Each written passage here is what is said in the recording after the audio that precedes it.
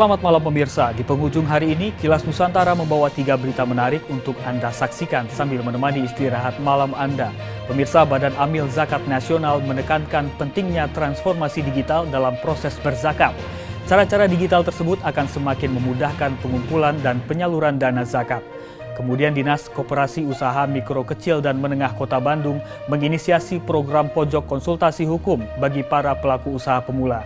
Hal ini sebagai bagian dari upaya pemulihan ekonomi saat pandemi COVID-19. Dan sebagai penutup Kilas Nusantara pada hari ini, kabar menarik dari keris Kiai Nogo Siluman milik Pangeran Diponegoro kini dipamerkan di Museum Keris Nusantara Solo, Jawa Tengah. Keris yang dikenal saksi tersebut sempat dinyatakan hilang selama 150 tahun sampai akhirnya dikembalikan Belanda pada tahun 2020. Berikut rangkaian videonya untuk Anda. Penggunaan teknologi dan media digital dalam proses pembayaran zakat di masa sekarang tidak dapat dihindarkan.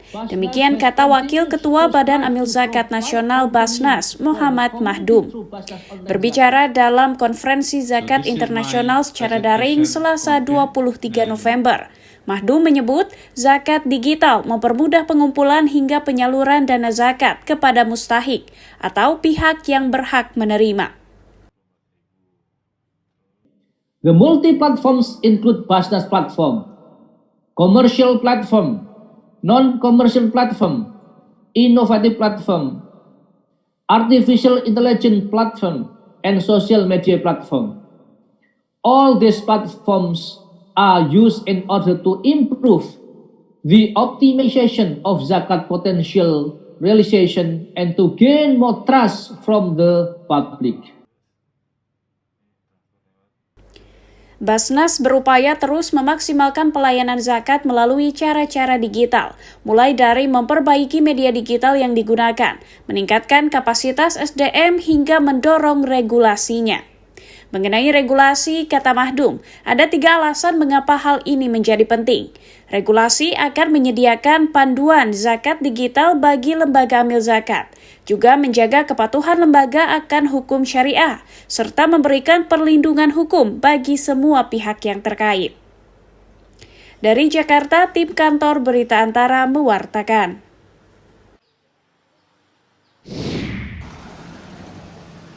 Dinas Koperasi Usaha Mikro Kecil dan Menengah Kota Bandung menyiapkan sejumlah program dalam rangka pemulihan ekonomi saat pandemi COVID-19.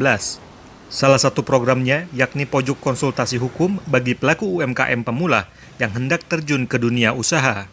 Melalui program tersebut, warga dapat berkonsultasi dengan para mentor dari Himpunan Pengusaha Muda Indonesia atau HIPMI maupun Kamar Dagang dan Industri Indonesia Kadin terkait aspek hukum apa saja yang harus dipenuhi sebelum memulai usaha. Dengan demikian, para pelaku UMKM dapat meminimalisasi terjadinya masalah yang berbuntut pada persoalan hukum di kemudian hari. Kepala Dinas Koperasi Usaha Mikro Kecil dan Menengah Kota Bandung, Atet Dendi Handiman, Selasa 23 November mengatakan bahwa program pojok konsultasi hukum ini digagas sebagai respon dari banyaknya warga yang terjerat masalah karena kurangnya pengetahuan hukum saat menjalankan usahanya.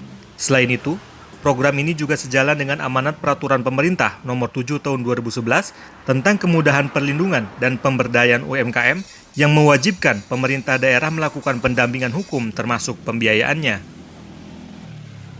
Nanti akan kami sosialisasikan baik offline maupun online bahwa pada masyarakat yang ingin memulai usaha sebaiknya konsultasi dulu untuk pemenuhan izin-izin apa yang harus mereka lakukan.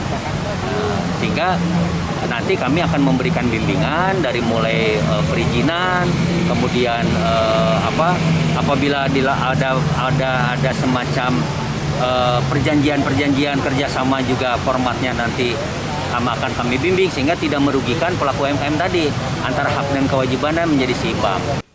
Program pojok konsultasi hukum UMKM Kota Bandung ini akan mulai efektif dilakukan dan gratis mulai awal tahun 2022 mendatang.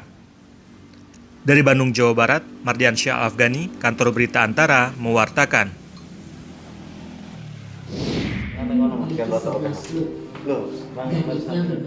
Keris Kiai Nogo Siluman milik Pangeran Diponegoro dipamerkan di Museum Keris Solo, Jawa Tengah pada 20 hingga 25 November 2021. Keris yang dikenal dalam Perang Jawa atau Diponegoro tersebut dipamerkan kepada masyarakat umum. Letak etalase keris tersebut berada dalam salah satu ruangan hitam di Museum Keris Nusantara Solo. Keris milik Pangeran Diponegoro sendiri menjadi salah satu koleksi yang dipajang dalam rangka Pekan Keris Indonesian Keris for the World 2021. Dalam ruangan itu juga terdapat lukisan Pangeran Diponegoro sedang menaiki kuda.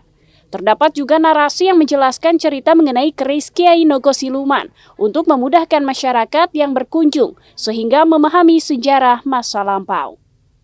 Keris Diponegoro sempat dinyatakan hilang kurang dari 150 tahun lamanya. Namun belakangan keris tersebut dikembalikan ke Indonesia oleh pemerintah Belanda pada Maret 2020 lalu. Mantap sih Pak, kayak bisa speechless lah, bisa dapatin kembali keris Diponegoro yang udah 2 abad hilang terus bisa kembali lagi, nggak nyangka sih parah. Keris Kiai Nagasiluman terbuat dari besi hitam dan memiliki 11 luk atau lekuk. Gandik atau hiasan kepala keris tersebut berbentuk kepala naga dan terdapat badan naga memanjang mengikuti bilah. Sementara warangka atau kerangka keris berbentuk larang atau berangga. Keris ini tentunya memiliki keistimewaan dalam semua perspektif ya. Jelas secara aspek sejarah merupakan satu pusaka yang dimiliki oleh Pangeran Diponegoro sebagai pemimpin besar Perang Jawa.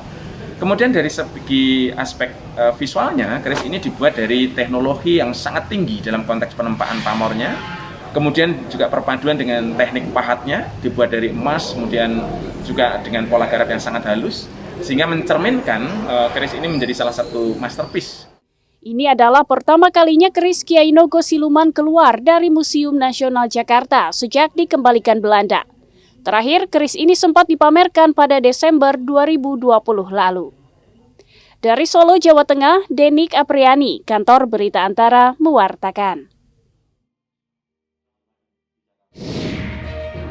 Pemirsa, berita keris Pangeran Diponegoro tadi mengakhiri rangkaian Kilas Nusantara hari ini. Kami akan hadir kembali esok hari lewat Kilas Nusantara pagi yang hadir pukul 9 waktu Indonesia Barat.